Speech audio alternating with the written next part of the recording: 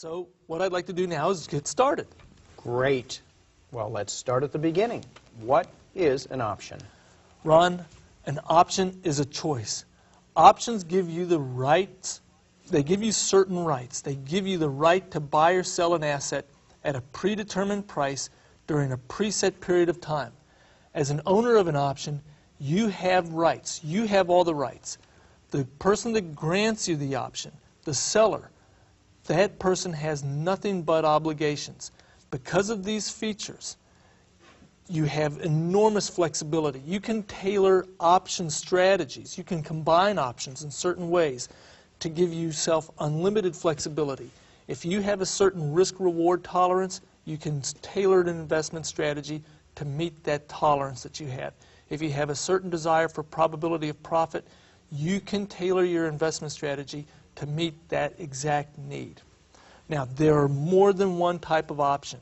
There are options options are choices that you have on financial assets. You can buy or sell the financial asset at a predetermined price. Because of that, there are options on real estate, options on stocks, options on stock indexes. In October 1997, they started listing options on the Dow Jones Industrial Average. They have the S&P 500, the NASDAQ, all sorts of different stock indexes. They also have options on futures, options on pork bellies, options on gold, options on currency contracts.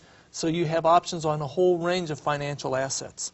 Now what I'd like to do here is use an example and use something that we're all familiar with, real estate. Let's say that I'm a landowner and I owned a piece of land that's worth $100,000. That's what it's been, that's what they have been appraised at. Now you think a little bit differently than the appraiser. You think the land is more valuable than that. You think it's worth $120,000, and maybe if there's an economic boom lit in the area, it might be even more valuable than that. But you don't want to commit $100,000, $120,000 to buying the property. Yeah, I'd like to have a choice. Exactly, exactly. You don't want to tie up all your money, because if you spend $100,000 and something's found on the property, then you're out $100,000. You don't want that kind of risk.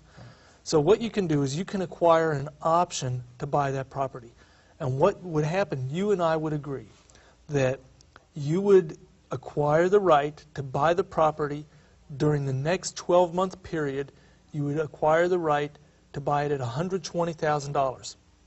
Now, I'm not just going to say, here, Ron, Yeah. here you go. You're going to want some money for that. Right. I'm going to want to be compensated for giving you that right, because I am going to be obliged to deliver it to you no matter what happens, no matter what. So we consummate the transaction. You now have the right to buy the property for $120,000. Well, what happens? They have this interstate go through the property, and they decide not only are we going to build a road through it, but we're going to put an interchange right there.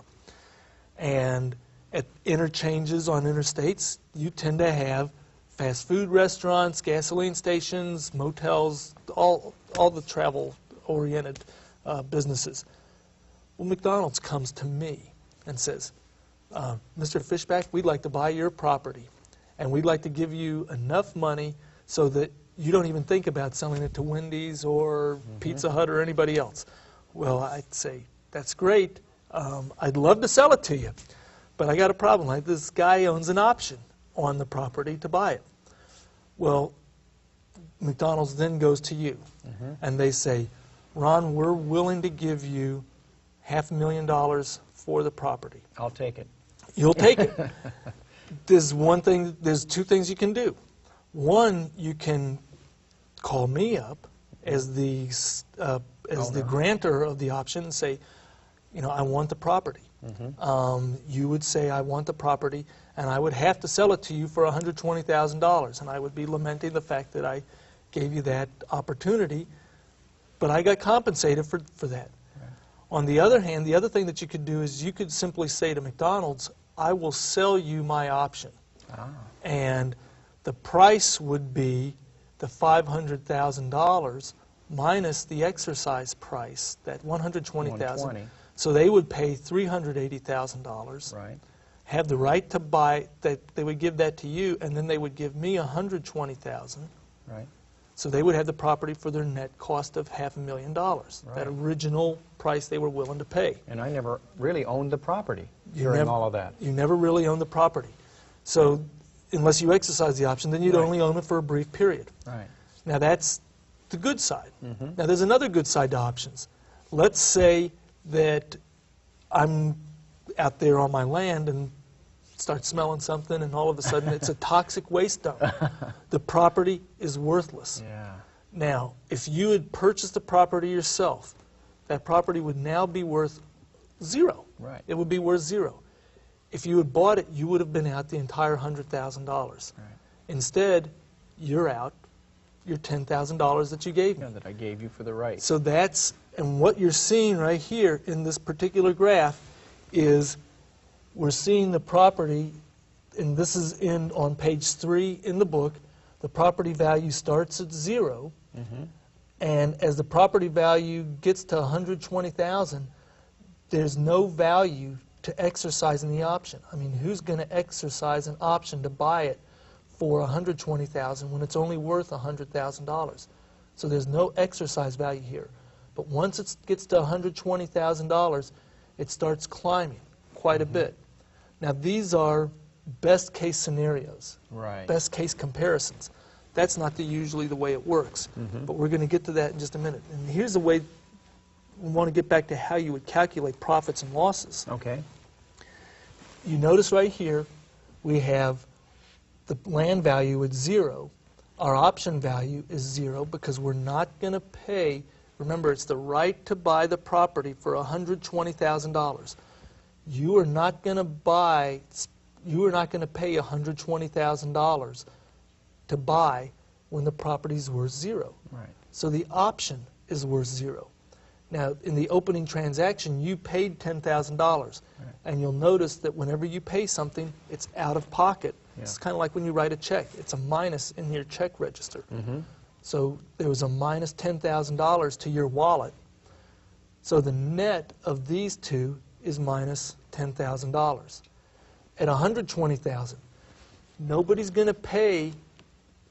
Nobody's going to exercise their option when it's $120,000. They're just not going to do it when they can just go out and buy the property on the street for $120,000. That's right. So again, the option is worthless at this point. Minus $10,000 is what we paid. So again, we're minus $10,000 in the hole. Now in this instance, this is where the McDonald's instance comes in. The $500,000. $500,000. The option could be exercised and the property immediately sold for $500,000, thereby netting the option buyer $380,000 on that part of the transaction.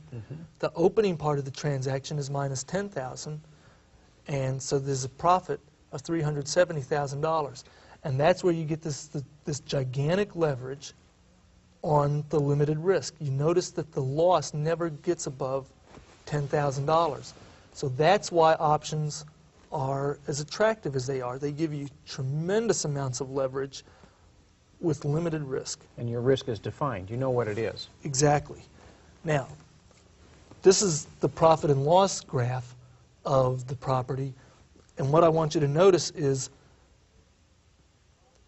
we're talking about a 1-year, a 12-month option. Mm-hmm.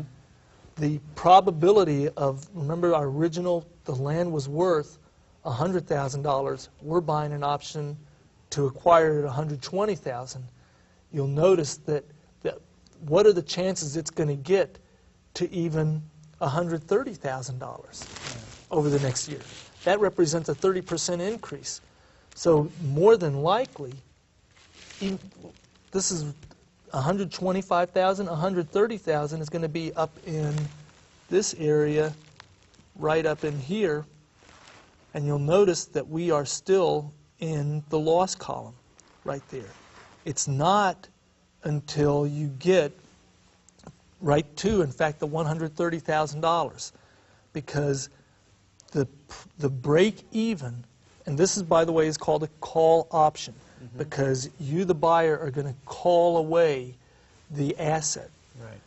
and it's the strike price or exercise price of $120,000, and the option buyer pays $10,000 for that right.